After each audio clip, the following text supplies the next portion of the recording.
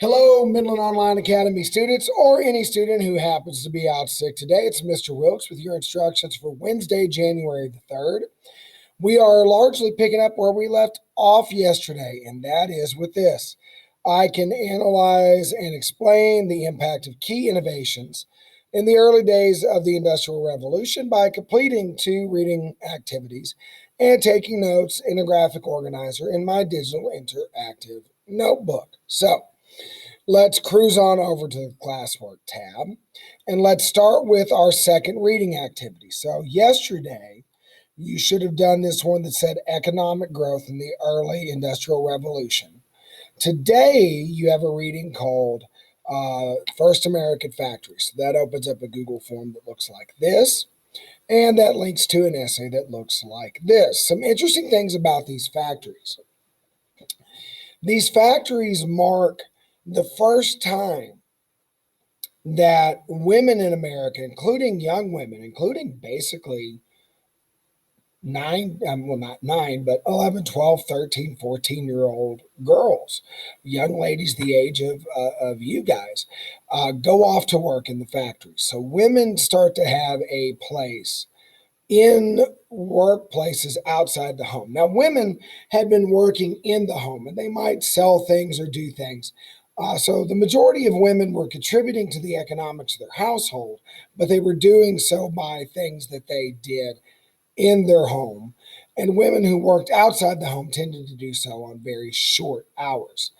When we start getting these factories, we start to see young women, especially, who may actually move away from home. That some of these early factories included dormitories, not unlike a college or university or a summer camp, where these teenage girls and young adult women would live together in group dorms, bunk beds, that sort of thing.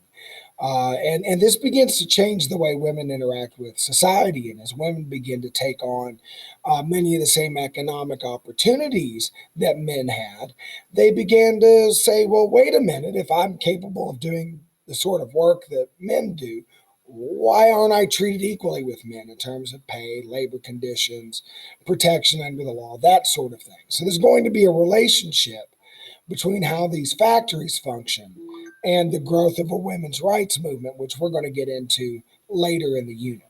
So pay particular attention in this reading. You have a letter written home by a young lady named Mary Paul, talking to her father about the conditions in the factory. So inside this reading, there's embedded what we call a primary source. In other words, it's not history written by somebody, a historian, a writer looking backward at the time period. That would be a secondary or even a tertiary source. We don't worry about tertiary in junior high, but eventually you'll get there. But with a primary source, this is an eyeball witness to history. They are living in the moment and they are speaking their truth.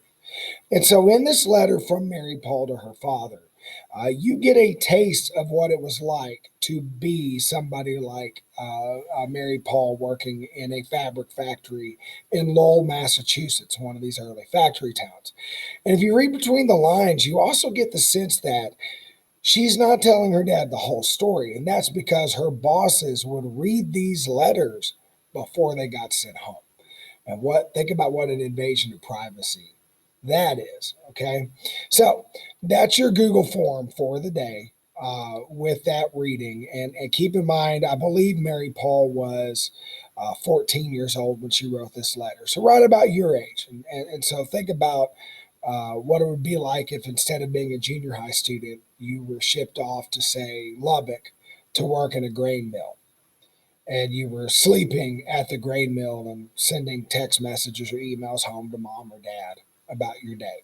That's essentially what's happening here. Okay, so and all that about child labor and women's rights, we're going to loop back to that.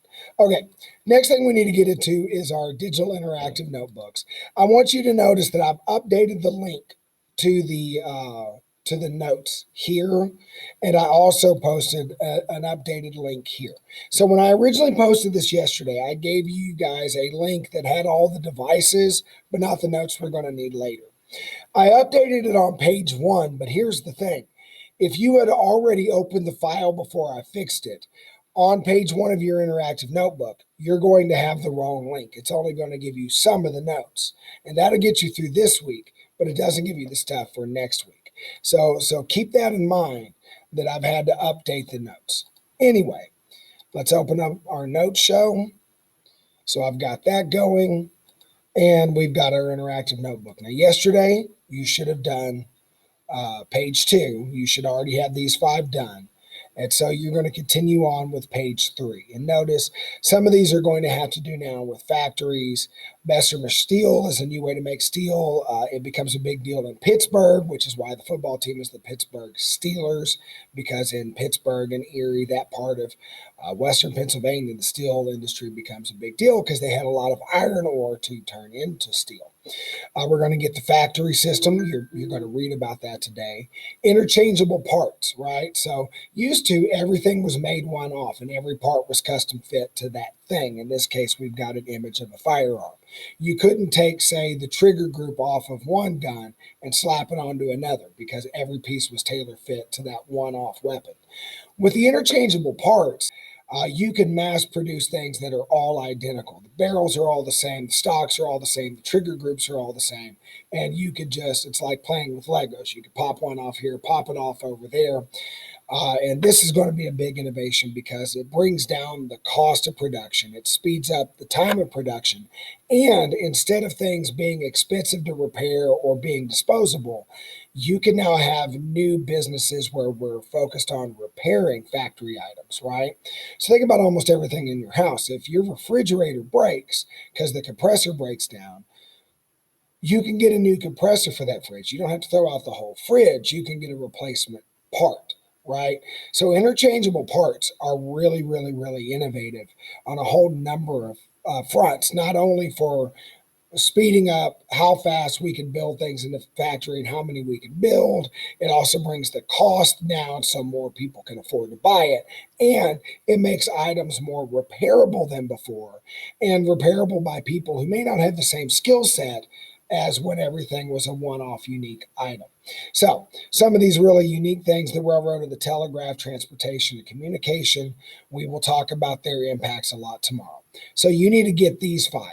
You do not need to go any further than this today if you don't want to. But again, in the notes, now that you have the right notes, those of you that like working ahead, you can't really do page 4, the map. We're going to do that together tomorrow and Friday. Wait for my lecture on that. But if you want to get ahead on the notes for next week's stuff, you can. Or if you want to wait till next week to get to that stuff, you can. Just be aware that you have those notes. So that's what we're doing today. If you have questions, hit me up in that email. And otherwise, look for a fresh video tomorrow. Have a great day, guys.